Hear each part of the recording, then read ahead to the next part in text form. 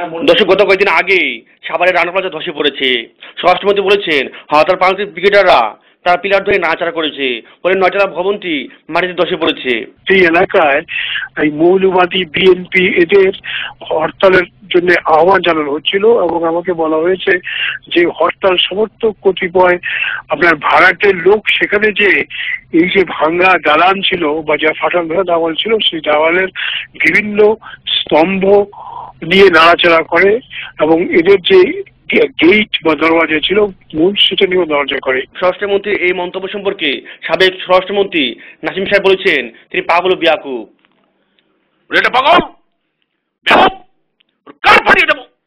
শেখ হাসিনা নেতৃত্বে এরকম একটা পাগল মন্ত্রী পরিষদে কিভাবে সুযোগ পায় সে সম্পর্কে খতিয়ে দেখা উচিত। অনতি বিলম্বে ওকে পাবনায় পাঠিয়ে দিন, যার খরচ আমি দেবো। কান ফাটিয়ে দেবো। আর এদিকে নরসিংদীর রাস্তা প্রদর্শনকালে যোগাযোগ মন্ত্রী ওবায়দুল কাদের বলেছেন তিনি একটি ডিজিটাল পাগল। আমরা বিভিন্ন জায়গায় পাগল দেখি, এইরকম একটা ডিজিটাল পাগল মন্ত্রী পরিষদে থেকে কিভাবে কার্য সম্পাদন করে এটা আমার বোধগম্য নয়। তিনি একটা ডিজিটাল পাগল এবং বোকাচোদা। আর এদিকে দপ্তরবিহীন মন্ত্রী সঞ্জিত বলেছেন তিনি বয়সের ভারে আবল তাবল বলছেন।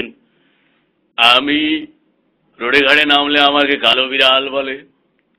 বস্তায় নাকি ভর্তি আমি টাকা চুরি করেছি। সাংবিধানিকভাবে এবং রাষ্ট্রীয় গণতান্ত্রিকভাবে যদি এটা অসংশোধনমূলক কাজ হয় তাহলে স্বরাষ্ট্রমন্ত্রী পাগল এবং বেয়াদব, যিনি ইতিপূর্বে নারীর কথা বলেছেন, সেটা কেমনে ঠিক হয়? শেখ হাসিনাকে অনুরোধ করবো, দেখেন আমি খালি আছি, আমাকে যদি এই পদ দেওয়া হয় সুচারুভাবে গণতান্ত্রিকভাবে জবাবদিহিতামূলক আমি চেষ্টা করে যাব। অনতিবিলম্বে ওনাকে অপসারিত করে আমাকে দেওয়া হোক, ভালোই হবে দেখতেছি। আর আমাকে কালো বিড়ালও বলবে না, আমি আর টাকাও মারবো না। আর এদিকে আজ বিকেল জাতীয় সংসদে সংস্কৃতি মন্ত্রী আবুল কালাম আজাদ মখালমগীরকে জাতীয় পাগল হিসেবে সাব্যস্ত করার জন্য একটি প্রস্তাব করেন। তখন স্পিকারের মাধ্যমে ওই বিলটি উত্থাপন করলে এটা হা কণ্ঠ বোর্ডে পাশ হয়ে যায়।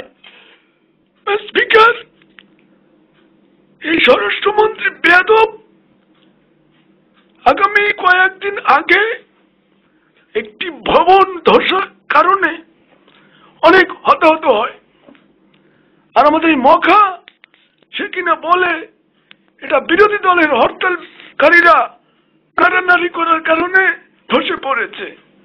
আমি সংসদের মাধ্যমে আপনার মাধ্যমে একটি বিল প্রস্তাব করতে চাই, এই মখাকে জাতীয় পাগল হিসেবে সাব্যস্ত করার জন্য জোর দাবি জানাচ্ছি।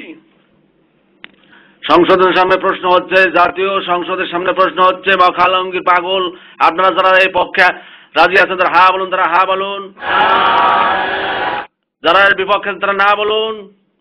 আমার মনে হয় হা জয়যুক্ত হচ্ছে, হা জয়যুক্ত। অতএব এই জাতীয় সংসদের সামনে প্রশ্নে সবাই হা জয়যুক্তের মাধ্যমে এই মখালমগীর জাতীয় পাগল হিসেবে সাব্যস্ত হইল। আর এদিকে বিরোধী নেত্রী খালেদা জিয়া সংবাদ সম্মেলনে বলেছেন এসবের আমলে শুধু মোহাম্মদ দশ নয় আর অনেক কিছু দশ হয়েছে। তিনি বলেন মন্ত্রিপরিষদ থেকে মহাকে বাদ দিয়ে যাতে কলঙ্কমুক্ত করতে হবে।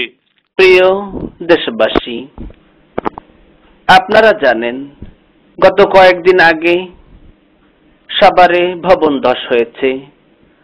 সেখানে মানবিক বিপর্যয় ঘটেছে, অনেক হতাহত এবং মৃত্যু হয়েছে। আমরা অত্যন্ত গভীরভাবে শোকাহত।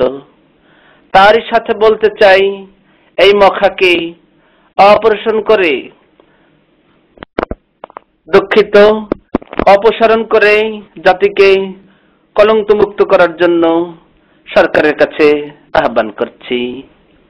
এই সরকার আমলে শুধু ভবন ধস নয়, সব বিষয়ে ধস নেমেছে। আপনারা জানেন এই শেখ হাসিনা, এই সরকার কথায় কথায় মিথ্যা কথা বলে। এই রানা যার এই ভবন, সে কিনা শেখ হাসিনার দলের নয়। আপনারা দেখেছেন মিডিয়াতে এবং বিভিন্ন জায়গায় পোস্টারে এই রানার ছবি, অথচ এই শেখ হাসিনা সংসদে দাঁড়িয়ে মিথ্যে কথা বলেছে। তিনি দাবি করেছেন এই রানা নাকি তার দলের কেউ নয়। আমরা দৃঢ় চিত্তে বলতে চাই, রানাকে গ্রেপ্তার করুন, না হলে এই জনগণ আপনাকে ছাড়বে না। এমন তাড়ানি দেবে আপনি শাড়ি খুলতে বাধ্য হবেন। শাড়ি খুলে শুধু ছায়া ব্লাউজ পরে আপনি ওই ইন্ডিয়া যেতে বাধ্য হবেন। দর্শক, রাজনীতি ব্যক্তিদের ছাড়াও সাধারণ জনগণও মোকাররমদের প্রতি ক্ষিপ্ত। কি বলবো বাবা, এই মখা পুলিশকে হুকুম দিয়ে অনেক মানুষ মারছে। ও বলে কিনা পুলিশ কি আঙ্গুল চষবে? বেয়াদব, আঙ্গুল চষা কারে কয়? আয় হারে হারামজাদা। আবার এই ভবন দশ করিয়ে কতটি মানুষ মারা গেল, ওকে নিয়ে বলে এরা লারা সারা দিয়ে ভাঙ্গিয়ে হেলাইছে এই বিরোধী দল। এইরকম বোকদা আমার বাপের জীবনেও দেই নেই। ওরে ধরিয়ে মাথা ফেঁসিয়ে দেওয়া উচিত। পাজি কোথাকার, ওরে যা উচিত ওর প্যান্ট খুলিয়ে দেওয়া উচিত। শুয়ারের বাচ্চা। দর্শক, গত কয়েকদিন ধরে মোকাররমদের এই কথা নিয়ে সারা দেশে তোলপাড় হয়েছে। হাসান মাহমুদ, কলিদেম টেলিভিশন, ঢাকা।